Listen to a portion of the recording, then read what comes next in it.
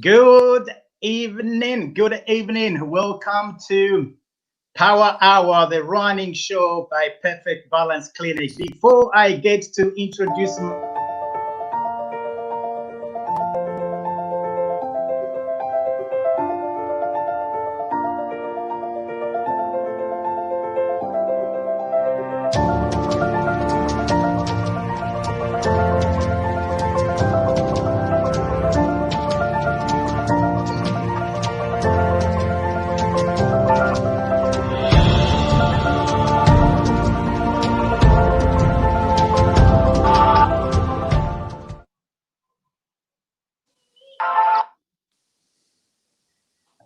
Brilliant, Gary Smith, welcome to the show. How are you, man? I'm good. I'm good. Thank you very much. I'm good. I'm good. All is well. How's been your week? We last spoke on Sunday. What you been up to? Where are we now? It's Wednesday. So yeah, this is been busy with work and some other stuff. But Yeah. regards to training, I'm on a down week this week, so it's been a bit of a quiet week, just kind of ticking over, letting the body settle down, letting the central nervous settle down, because we work on 3-week cycles, and the fourth week is a bit of a down week, just to let everything kind of subside, rejuvenate, and then go again. So not until Monday we start another 3 week. Okay, I can't avoid but to ask you, in the current situation, when you say busy with work, what does work look like for you, relative to the lockdown and the social distancing, as it were? Yeah, I've been very blessed and very fortunate throughout the lockdown period. So although I work in the construction industry, so I'm a paint and decorating contractor, so we do a lot of new build. And so I've been very fortunate, obviously, to just kind of be ticking over throughout this period. So yeah, it's been okay. It's been okay. Brilliant. Well, thank you for joining us once again. An amazing story you shared with us last Sunday, regarding many things that you had to come back from, and your whole journey from juniors into seniors, and now into the masters. For the sake of those that probably missed the show last Sunday, could you just like to recap the highlights of your senior career and your transition from senior career into the masters, and what is the masters anyway? Okay, so when I started out my athletics career, as now, there's still the age group categories, like you got colt, boy, youth, junior man, and then you progress now to under 20s, under 23s, senior man. In my case, we went straight from 19 juniors to becoming a senior man. As you know from Sunday, I had a bad accident in August 2003, and I ended up retiring in 2004 and having from senior athletics and having about 13 years away from the sport. So I returned to the sport in 2016, but I'm now classified as a master. Masters age groups begin at the age of 35 upwards, and it's in 5-year categories. What the beauty about masters athletics is, like I said, when you're young, you compete in your age groups. It's only when you're a senior, it's just very vast. Doesn't matter whether you're young or older, but in the masters, you compete against everyone that's within a 4 or 5 year window of your age. So it's really good. It goes right up to 100 plus. Amazing. Right. Tell us, what sort of championships are there in the masters categories? What is it? In the seniors, what championships you're looking for? Nationals, internationals. What sort of championships are there? Okay, well, on a domestic level, we have like a Masters League. There's a Southern Masters League and there's an Eastern Masters League. I'm pretty sure there's probably a Northern Masters League. And we compete as a club once a month. So we get the opportunity to compete against other clubs. And then you've got the national. So you've got the national championships, like the British Masters Championships, which come around indoors. You get one opportunity, and outdoors you can also get an opportunity. And then those that are looking to do international championships, every 2 years you get the Europeans indoors, and every 2 years you get the European outdoors. And also with the World Masters Championships, you get the same opportunities. So you get an indoor every 2 years and you get a World Outdoors every 2 years, but they alternate. So if you've got a European indoors, you'll have a World Outdoors, and if you've got a world indoors, you'll have a European outdoors. That tends to be the theme. Yeah, that is great. There might be people listening to you now, and they listened to you last week, and they think, "Wow, I must have something in the tank." And I like what I hear here. How do people join, or how do people access Masters Athletics? What are the structures out there? Well, there is a lot of stuff. Once if you was to research on Google or look up British Masters Athletics, there's a lot of like associations and a lot of guidelines. But depending on where you are in the country, if you're like here, we're based in Luton, so it was natural for me to join Eastern Masters Athletic Club. So as a Masters athlete, you have to be a member of a Masters federation. So I'm part of EMAC, which is Eastern Masters Athletics Club. They're my second claim, but I'm first claim to my local club. And it's the same for the Southerns. So to do any of the majors indoors, like the national champs, you need to be part of that also. But to join up, for myself, my route was, well, I had a few Masters people that I could speak to, and I was guided and directed to speak to EMAC, which is Easterns, and I just basically signed up with them. And then you can go onto the British Masters Athletics Federation site, which will show you all the domestic competitions and also all the international ones. So you can then begin to path out the route you want to do. If you want to compete at a higher level, or if you just want to stay at that domestic club level, you can do that also. So there's quite a big opportunity. Okay, tell us about the array of events that Masters, athletes are involved in, and what is your event yourself? Well, with the events, it's no different to senior athletics. Outdoors, it ranges from the sprints, 100-meter sprints, all the way up to the big long distances. And also with the field events, you've got all the throwing events. You've got the long jumps, the triples, the high jumps, the pole vaults. For myself, I do the 110-meter hurdles outdoors, and indoors I do the 60-meter hurdles. That's my chosen event. And sometimes I dibble dabble with the sprints also, the 100 meters and 60 meters indoors. Okay, why the hurdles, Gary? Why the hurdles is, well, as I explained on Sunday, it's an event I just fell in love with. First, visually watching Jurdanka Donkova, as I said. Yeah. Secondly, I kind of fell in love with the event, like from a normal standpoint, because I got to watch it live, as in watching Des Wilkinson and a few other guys hurdling. And I just looked at the event and it kind of mesmerized me, and I thought, I want to do that. But being an athlete and doing hurdles, for me, it's more than just a sprint. There's a bigger challenge, and I enjoyed the challenge. As I said on Sunday, it was very difficult to learn the technique at the beginning, but like anything, if you persevere and you're determined and you work hard, you can achieve what you want. You can learn anything. You can learn if you practice, then you'll learn.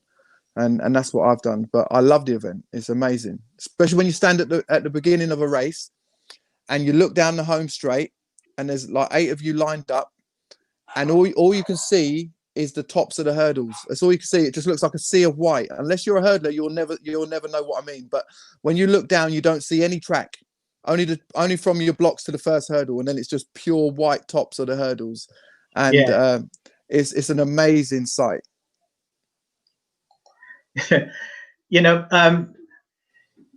Sprinting is difficult as it were. It's very demanding, both from a technical standpoint, the various phases that you have to go through with the sprints, your block clearance, how you overcome inertia to start generating motion. And then you've got your acceleration there. Sprinters do have a bit of distance to accelerate and get close to their top speed. It's not the case with hurdlers. How do you guys negotiate that? Yeah, you're right. Sprinters generally have a longer bit of track to generate and get to top speed. As a hurdler, we still have to work on block clearance. We have reaction first, and then block clearance, and we have a stride pattern up to the first hurdle, which is 8 strides. Some athletes do 7 if they're more powerful, or if the hurdles are if they're very fast and the hurdles are too close. But yeah, it's something that we have to practice. And as sprint hurdlers, we have to be able to get up to top speed by that first hurdle, because everyone's going to do 3 strides between, and you will naturally build, through to max velocity in the race. But you need to be by the first hurdle on stride 8, you need to be at your top speed as quick as you can. And so it's slightly different. And I think some of us sprinters struggle when we try to transition into the sprints, because on about stride 4, we have to come up a little bit more upright. And if we go into sprints, we tend to do that unless we really try and discipline ourselves to staying down. It's quite a chore unless we practice and practice and practice. But yeah, it's a challenge, but it's what we have to work on. It's our event. So like every event, you have to work on what you need to do, right? Yeah. To allay the lay eye out there in the stadium or watching you from on media, there seems to be a pattern to the movements in the hurdles. It's almost as if, the same leg is doing the same thing, and the other opposite leg is doing the same thing, and you're repeating that throughout. What is that all about? How do you guys achieve that? It's repetition. That simply comes down to repetition. For me, there's times when I'm working on, like you said, you've got the rhythm, which is a 3 stride rhythm in between the hurdles. That stays the same. Obviously, you get some younger athletes that can't make the 3 strides, so sometimes they do 4 stride, which means they're going to use alternate legs, or they use 5 strides. But as a senior athlete or a junior or an elite athlete, you work to the 3 stride rhythm. It's something that, and there's a timing to the rhythm as well. It's not a case of just 1, 2, 3. There's a timing. There's an actual rhythm, and you got to lock into your own rhythm, and that only comes from repetition. And then you've got 2 sides, which is your trail leg and your lead leg. I used to do a lot of trail leg drills and a lot of lead leg drills individually, but since last year, my coach has moved me from doing them individually and marrying them together, because that's how we run.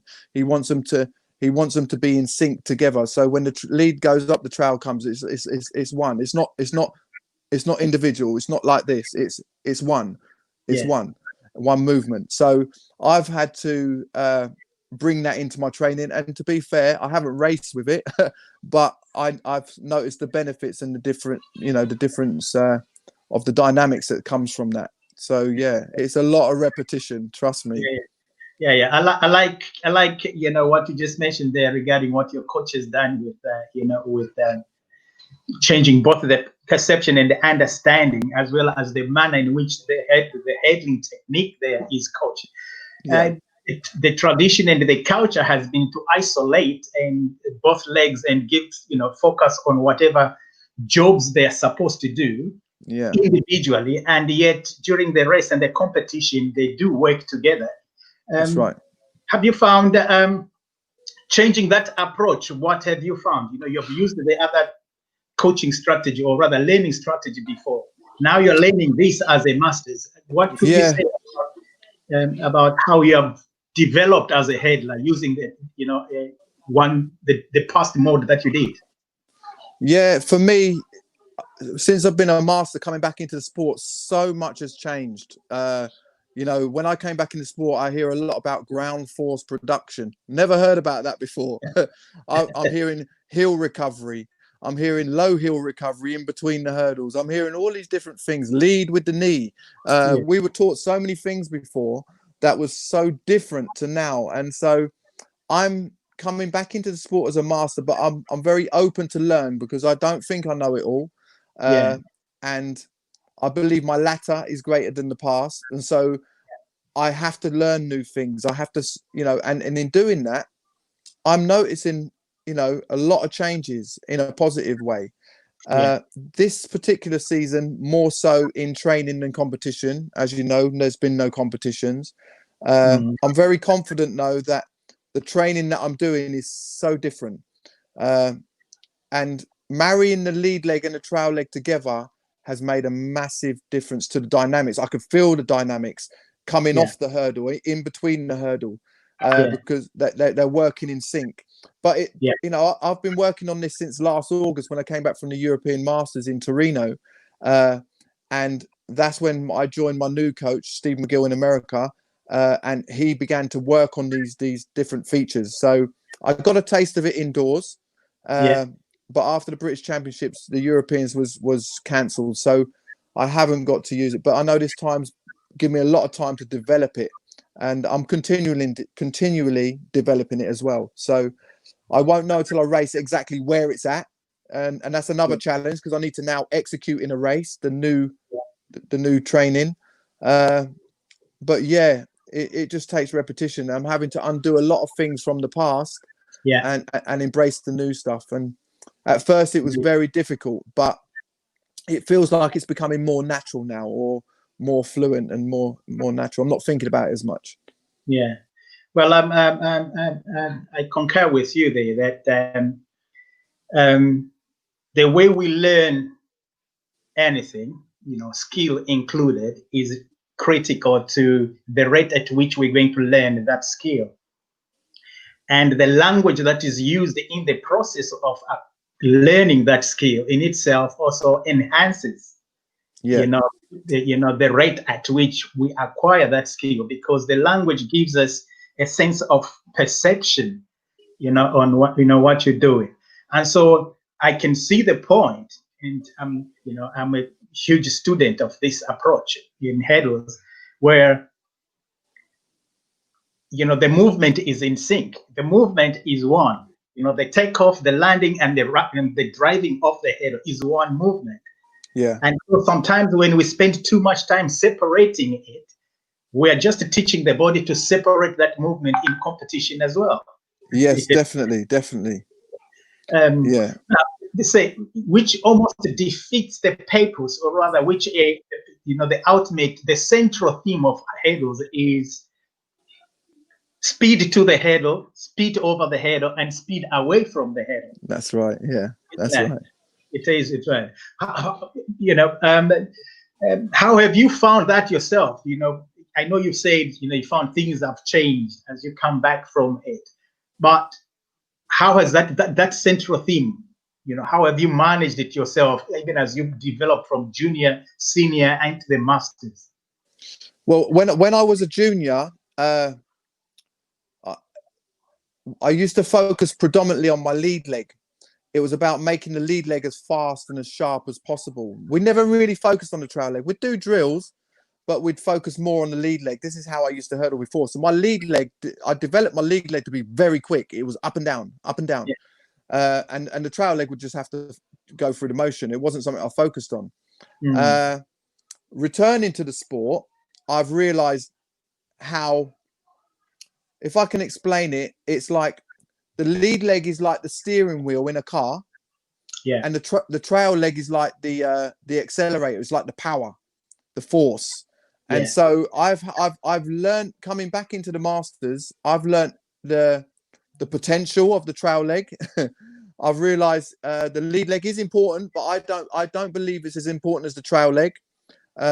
It does steer, like the steering wheel, it steers, but the power is on the left, you know, on the accelerator on your right foot. So like I said, I used to do them separately, and sometimes you can make your trail leg very dynamic when you break it up and isolate it, and sometimes you can make the lead leg. But if you're not used to going over the middle with drills and making it all one movement, it's like, it can be like there's a bit of a pause on top of the hurdle, and that pause, you know yourself, Stan, that pause can be even if it's 500ths is probably about this much, and that 500ths, you think 10 hurdles, all of a sudden that's 5/10.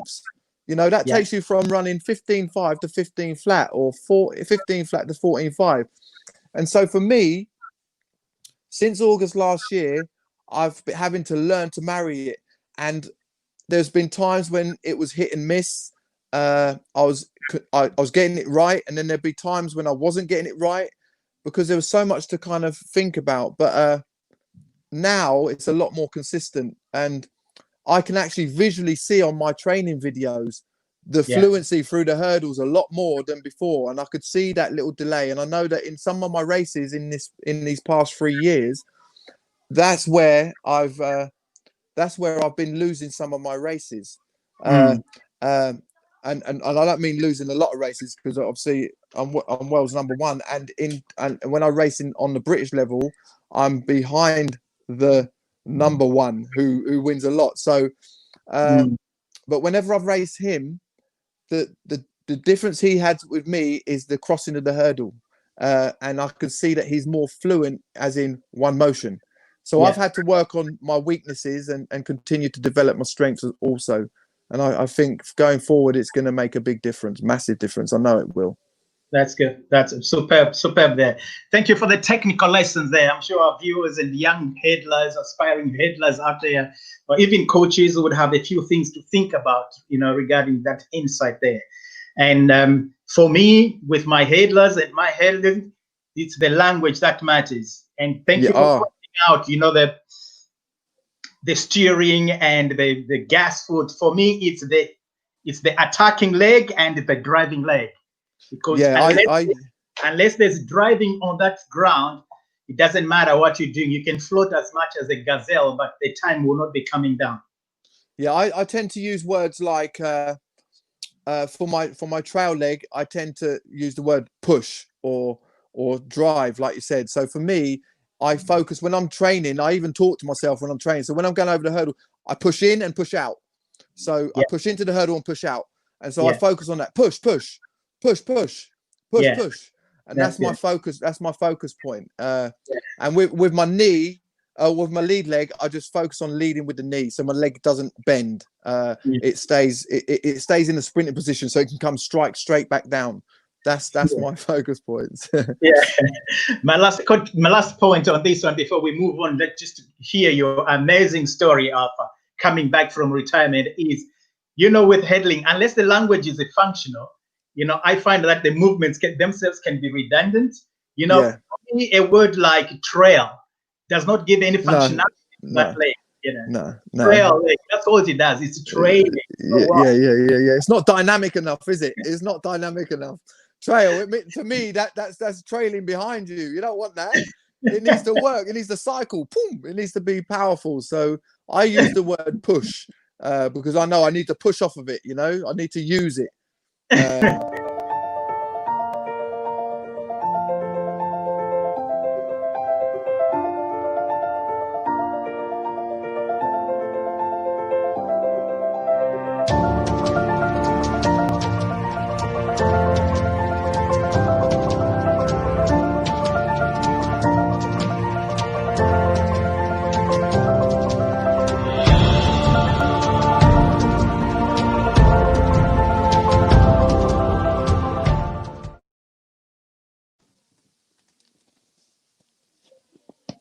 Super duper, Gary.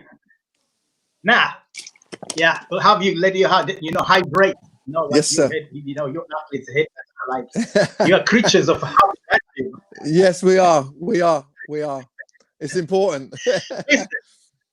Let's just give the viewers there and listeners out there, a bit more picture, to your sense of resilience. You had a weird, accident, in your garden. Tell us a bit about that. Okay, it was August 2003.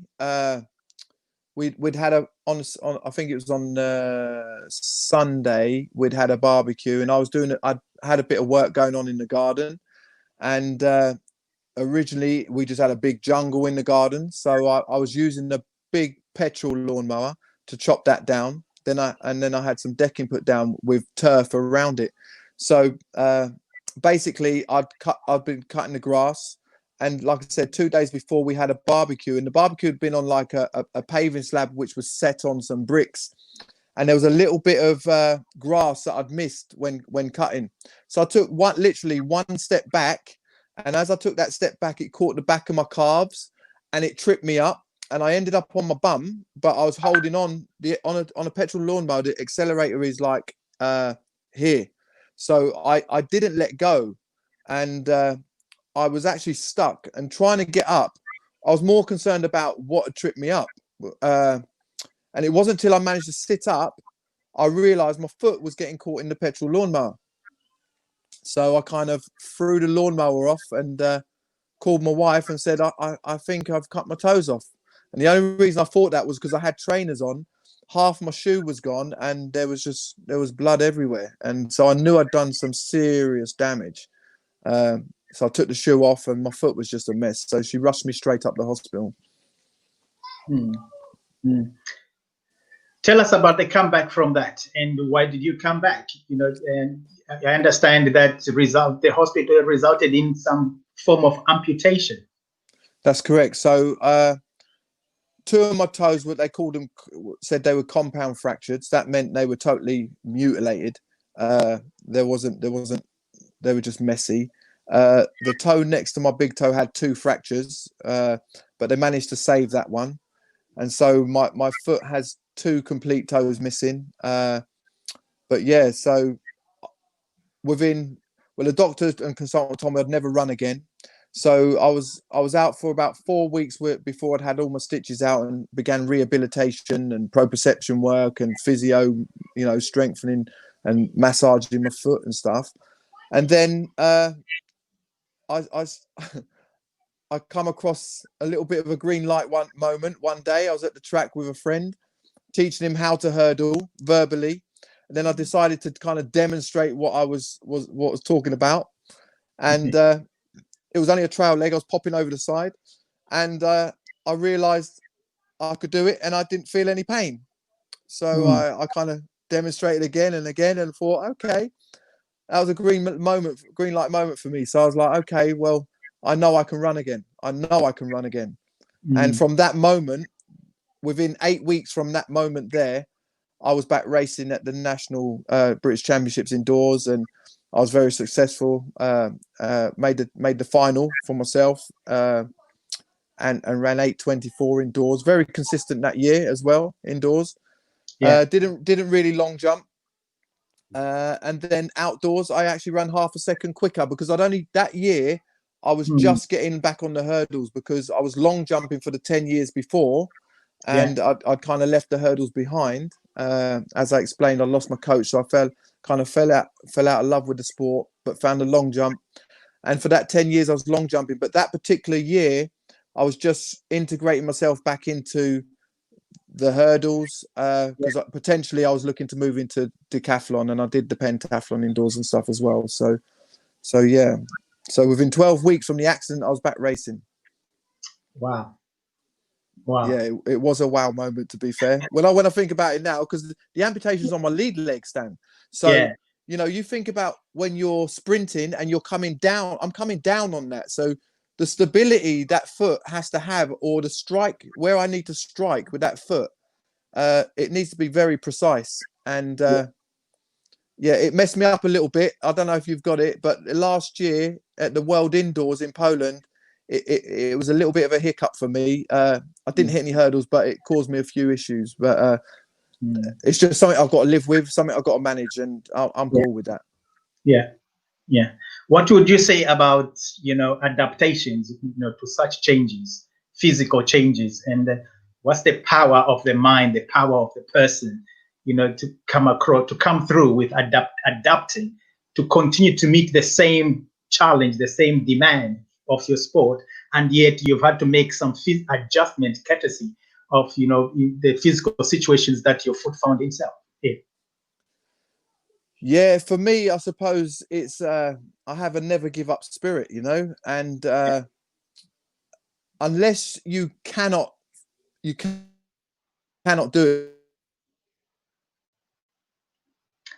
it.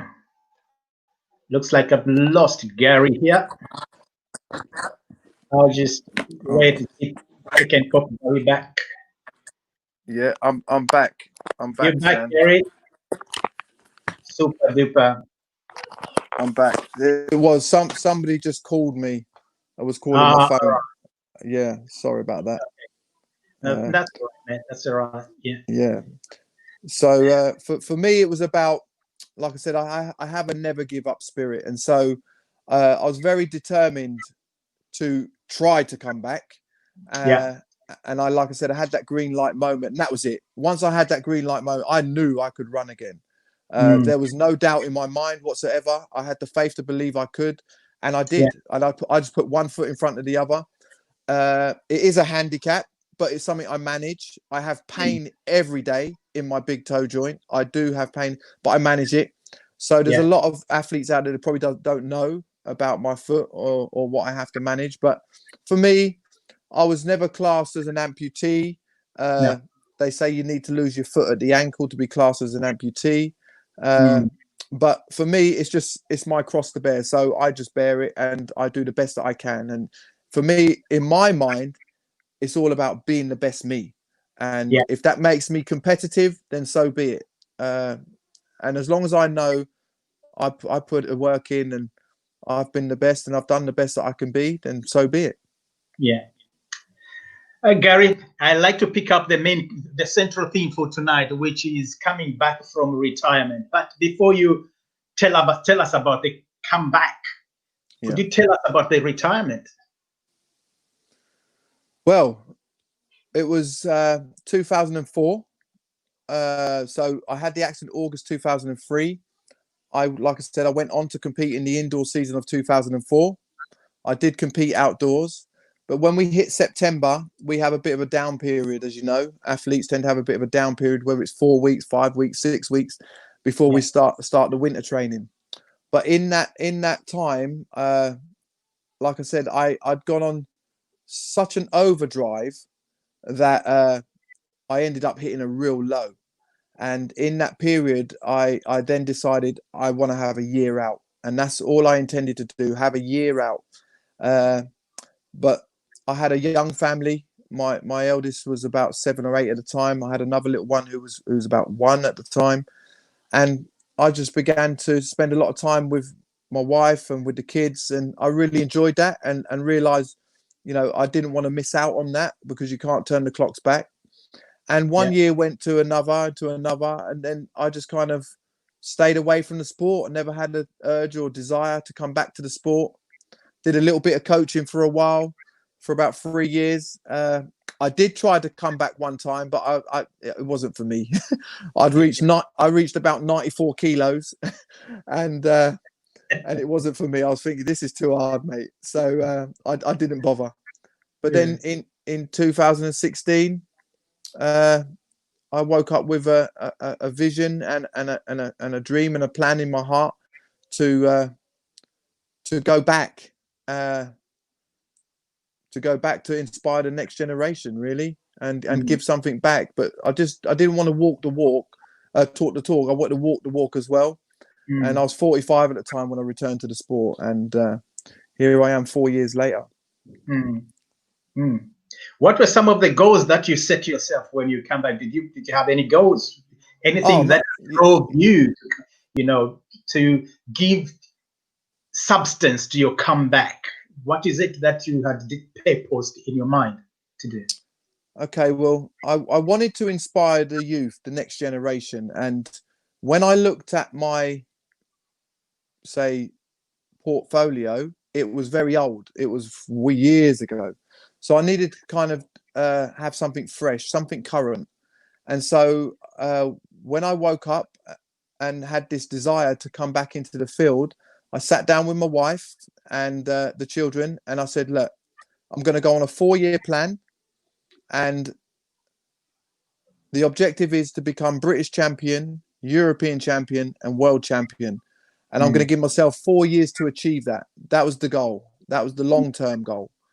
And so we set about that. So the first year, 2016, was all about bringing the body out of retirement. It was all about beginning to do my own conditioning under my own time frame and the knowledge that I had.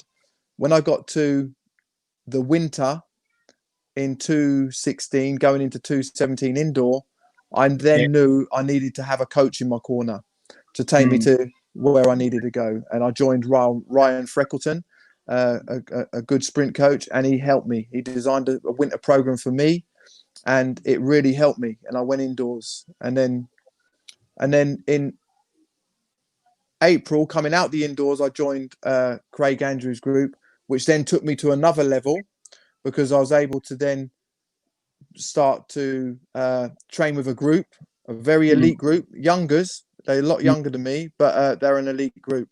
So I started working towards this goal, and 217 was a bit of an eye opener because in 217 indoor season, when I got back on the hurdles, the first year I couldn't get on the hurdles. My body kept breaking down. I kept getting calf problems. I kept getting groin problems. So I left it alone and I just long jumped all year. It was less demanding on the body, and I just conditioned. But when I started the winter training with Ryan, I was able to then start some hurdle technical work, and I just fed it into my training program. I competed indoors. For me, in my head, I wasn't running the times I wanted to be running. And I finished the indoor season. I think I got a silver at the British Masters, which I was really happy with. And I finished on about 8.93. But the real eye-opener for me was there was a World Indoor Masters Championships in Daegu in South Korea. Yeah. And when I looked at all the results, it was only my fellow British compatriot that had run under 9 seconds. Everyone else ran outside that. And I had quite a few runs under 9. And I thought, I could have featured in that. So I then began to look at the European outdoors because I didn't know if I was going to be ready, Stanley. Although I had this plan, I didn't know if I was going to be ready in 217 because it was my first year on the hurdles. So then I decided to go to Denmark. And you showed the heats and finals on Sunday regards to Denmark. And I come away with a silver medal in my first European outdoor championship. So it was amazing. It was amazing. Yeah. No, great story. A great story, that comeback. Especially about, I like the one where you have purposed it in your plan that these are the targets, these are the goals that I want to. And to measure these goals would be the podium. You know, I need to be this British champion. I need to medal at the Europeans. I need to medal at the Worlds. Could you just shed more light on the power of goals? Yeah. An athlete. What does it do to an athlete's mind, athlete's perspective, and the athlete's self-courage if they've got such clear goals in their mind regarding what they want to achieve? Well, I wrote all my goals down, and what that did for me, it made every training session have a purpose, because every training session was like a building block to where I needed to be. So every competition I did indoors in 217 was a measuring stick. And like I said, at the end of the indoor season, I realized potentially I could have medaled at the World Championships indoors.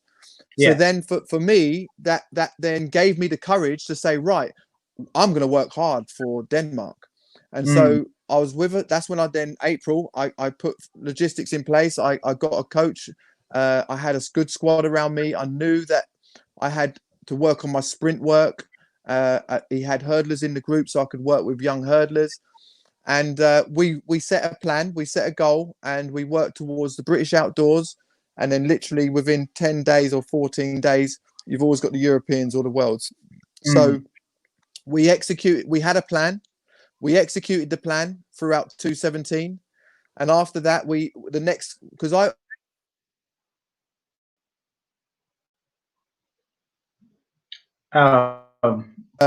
you back? That was the phone. Yeah, bear with me a second. Let me just switch that off. Someone keeps trying to ring me. Right, you there?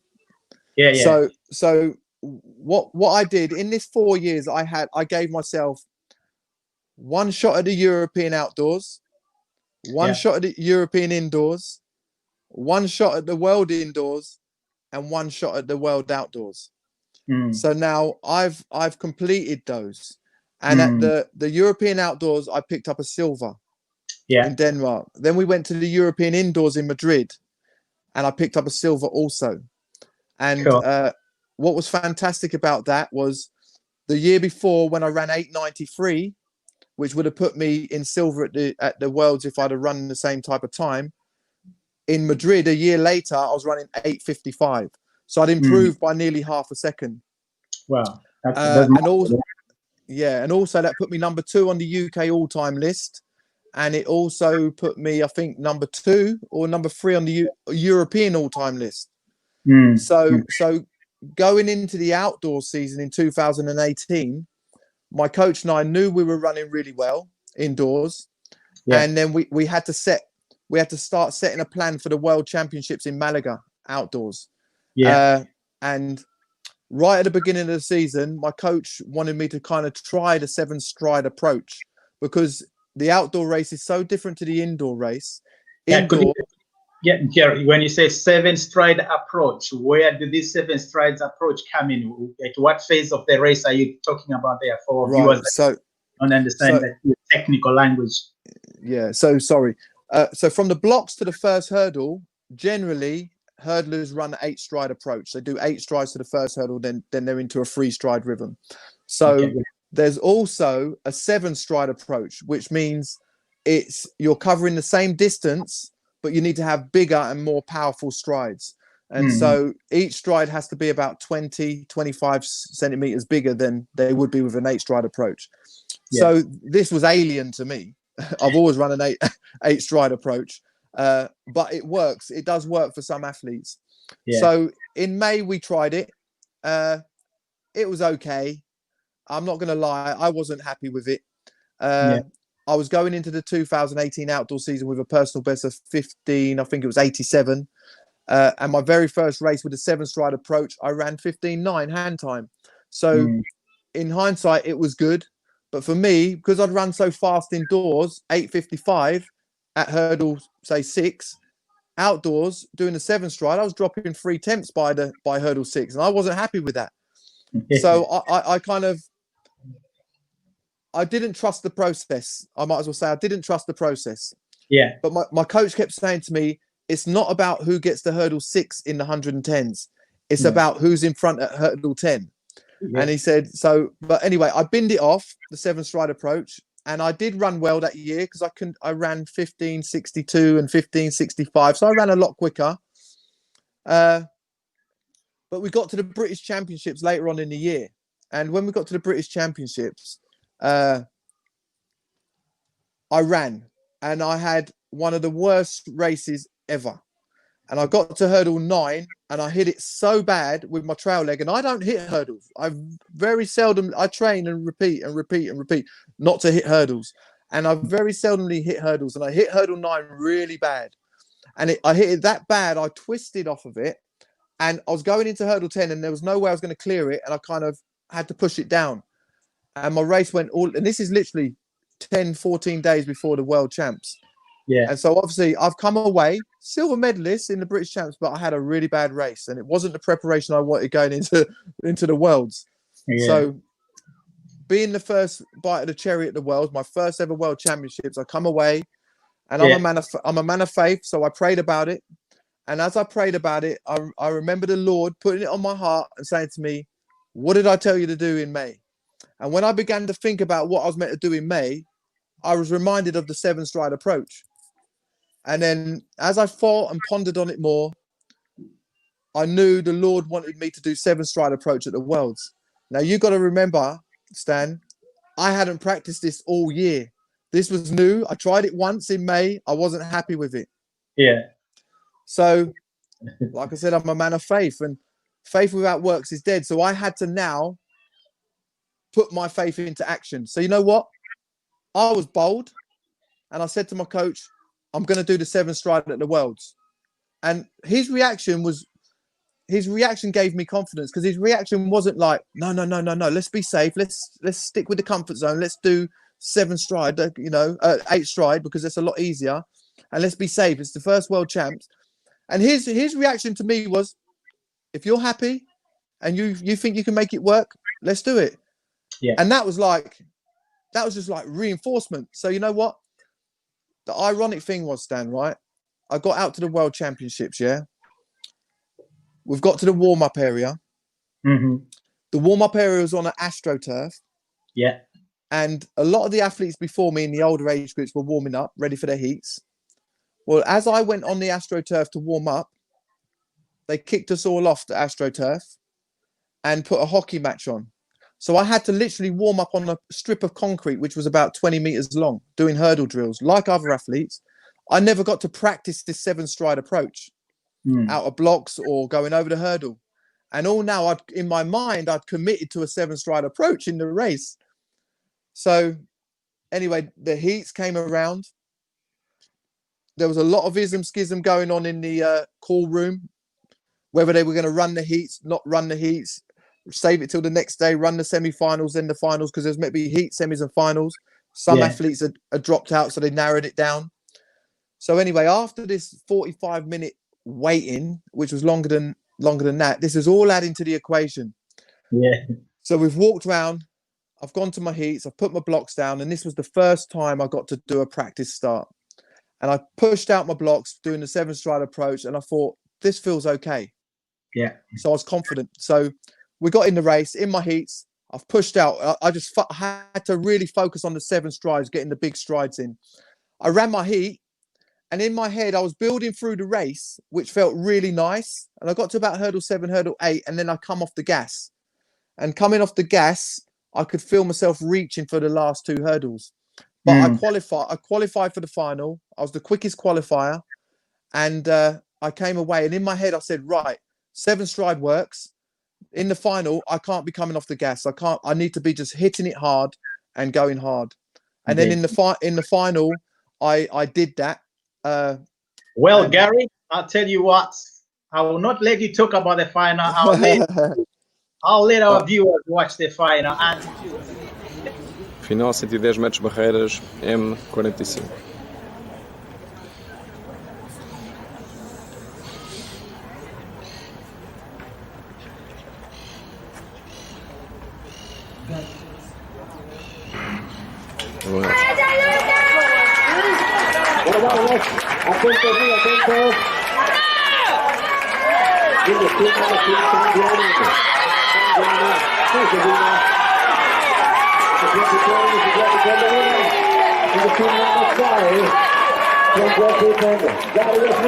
Ladies and gentlemen, the winner for Black Ribbon, Gary.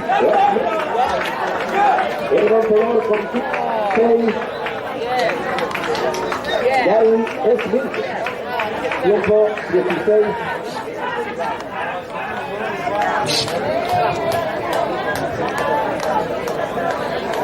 Con el tiempo.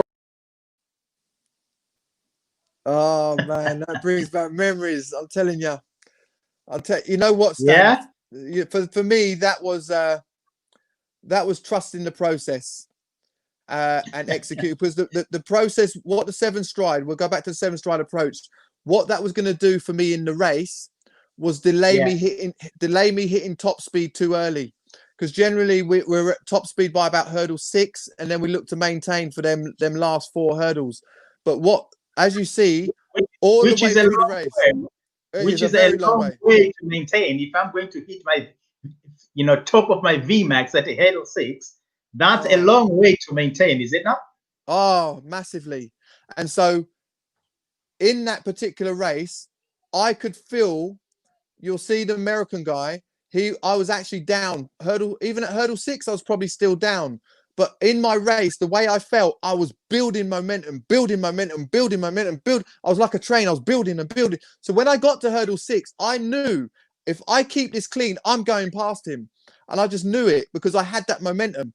And as you can see, them last 2 hurdles, if you don't have that momentum or that speed endurance, you will drop off. But the 7-stride for me in that particular race was the right tool to use. And I don't always use the 7-stride, but it was the right tool for that race. And my coach and I set out a plan, and we said the race is going to be won at the back end of the race. And that's what we did. And we executed, and it was just a... Final 110 metros barreiras, M45.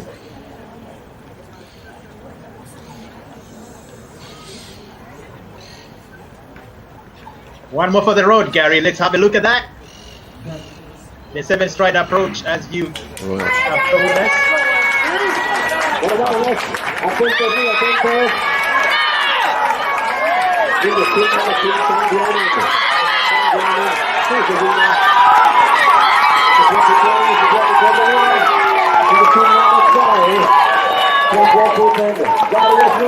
Ladies and gentlemen, winner for You were track clean women, ahead of everyone there, Gary. By the time you came to Gary. the Gary Smith, tiempo 16.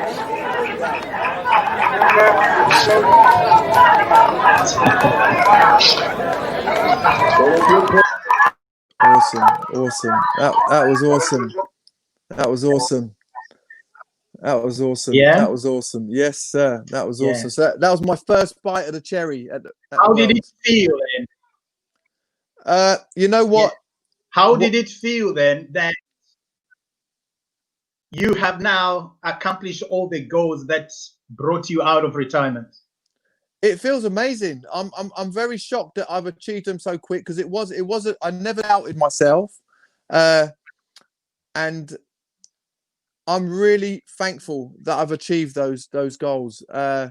So the plan was well, there was a 4-year plan, and so I still have short-term goals and some longer-term goals.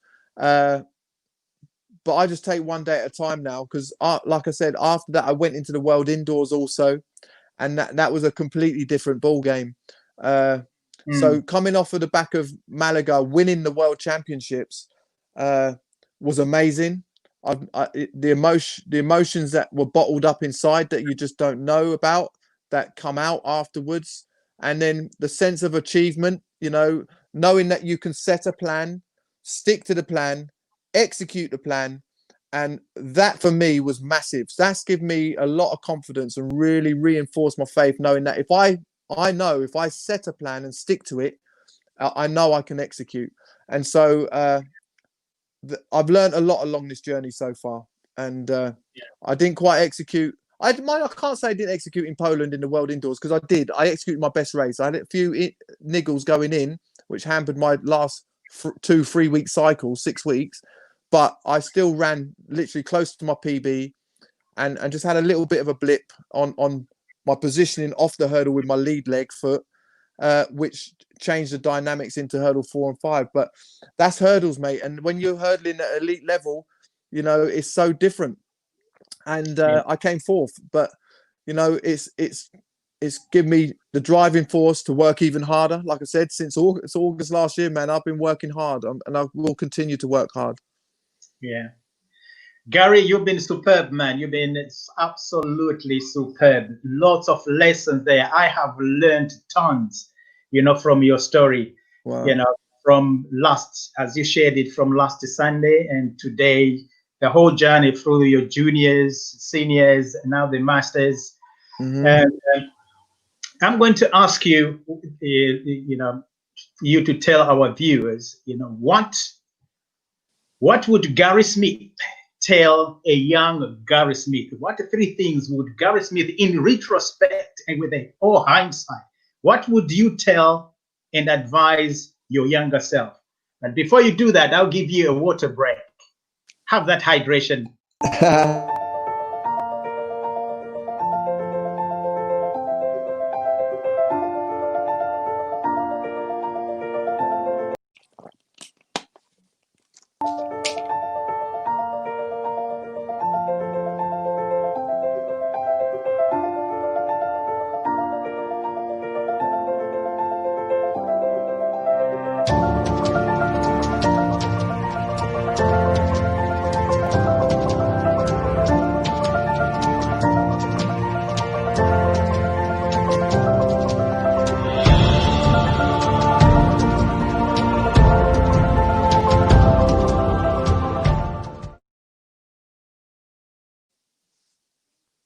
Yes, Gary, what would you tell your younger self?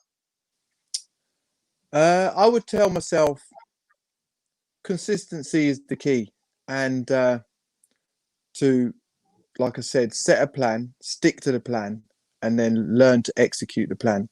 And then I would also tell a younger me, train the way you want to compete, and then compete the way you've trained.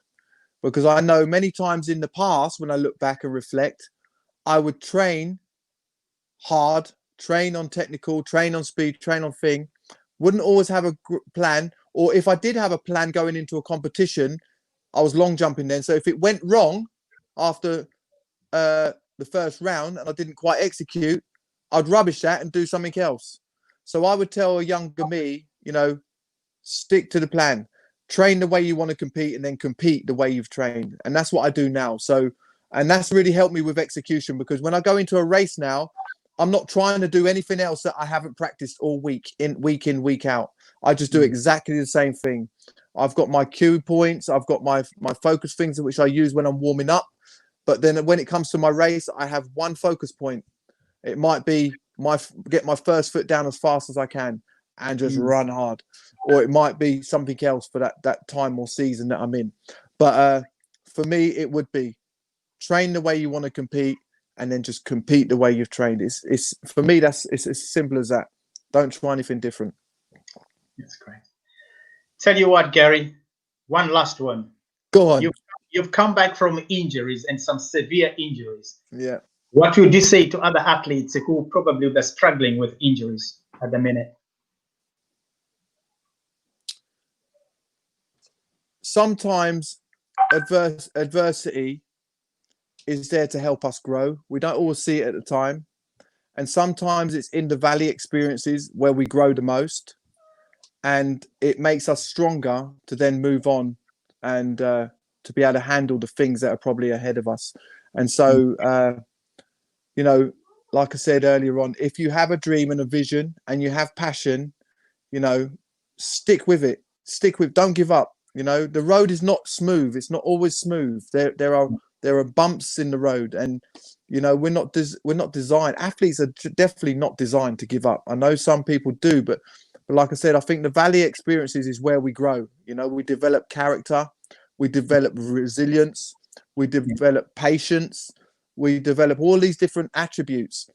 And so when you do climb and get to the mountaintop, you know, you can look back and tap yourself on the back and say, you know what, I stuck with it. So that's what I would say. Gary, amazing story. What's left for me now is to say thank you very much for being so generous with both your time, being so kind with your own story, to share it with us here. I'm sure many viewers that have had the opportunity to listen to you and see you would have gotten one or two things that, you know, they had something to reflect on. So thank you very much. And I hope you'll be generous for me to invite you again in the near future and continue with some of the part of the journey and see how the season is turning out post-COVID, you know, whenever that is. Yes, sir. Indeed. Yes, From sir. me. Thank you very much. Thank you very much, Gary. And from me. Listen, thank you very much, Stan. It's been a privilege. Thank you very much. Cheers, buddy. Take care.